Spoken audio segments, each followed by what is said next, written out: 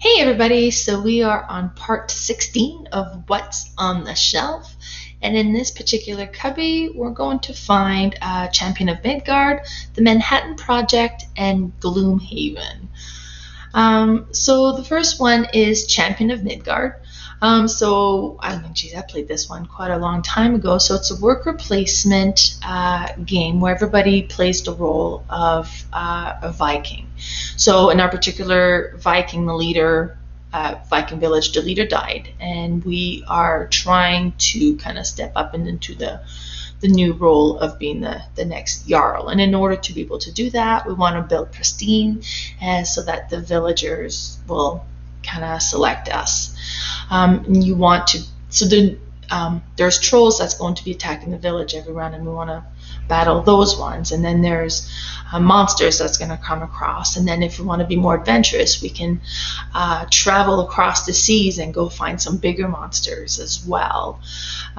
This is a neat one. And then as you go around, you collect different warriors that you're going to put on your playboard, and those are dice.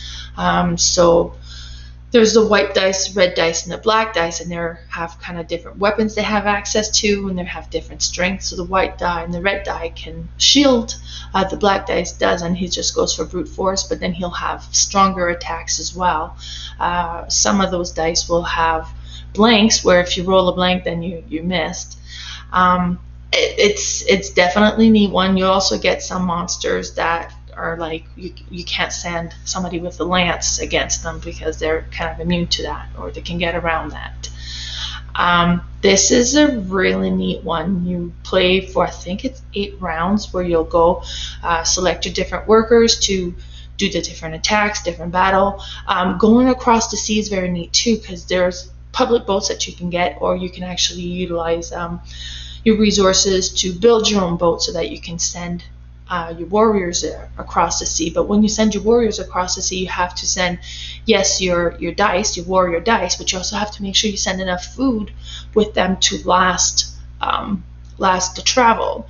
And then also, as you select where you're going to go, you have to flip a card to show what happened in the journey. Did they come across any sea monsters, or was there a storm and you ended up losing some food? And now if you did lose some food, do you still have enough food to feed your warriors? And depending on how far you go, if you're kind of going to a little bit closer, then one food's going to feed 2 warriors. But if you're going further away, then you're going to need 1 food per warrior. And then each boat has limited capacity, so if there's a capacity of 5, you got to count the food as part of the capacity. So maybe you can send 3 warriors and 2 food.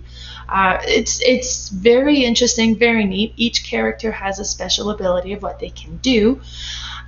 This is each player board looks like that. So then you got your meeples that are your workers, and then your dice that are your warriors, and the cubes are wood and food. And then you actually can send your warriors hunting just to bring in food. Maybe you're prepping to go for across the sea to do a battle. And then so yeah, this one has been a very, very neat worker placement one, and I really enjoy it. So I've played this one quite a few times, and it's always one that's very well welcome at the table. Next game I have in that cubby is the Manhattan Project. So the Manhattan Project is another worker placement game, and we're all trying to build bombs, atomic bombs. So you got to collect the resources to build, put together your bomb. You got to get your scientists. You got to get all the right thing together. This game, I've only played it the one time. The worker placement portion was kind of neat. Like, you would send your workers, and eventually you got to bring your workers back in order to be able to do different things.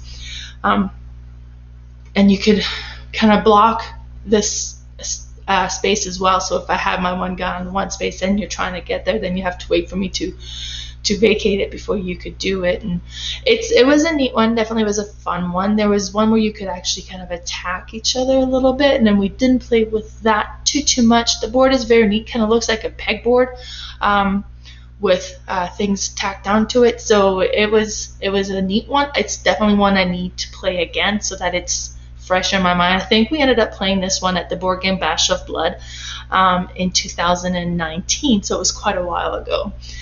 So I definitely got to get this one played again and see how it goes. Then the next game in that cubby is Gloomhaven. So Gloomhaven is a massive, massive game. And I've never actually played Gloomhaven, but I've been playing Gloomhaven Jaws of the Lion.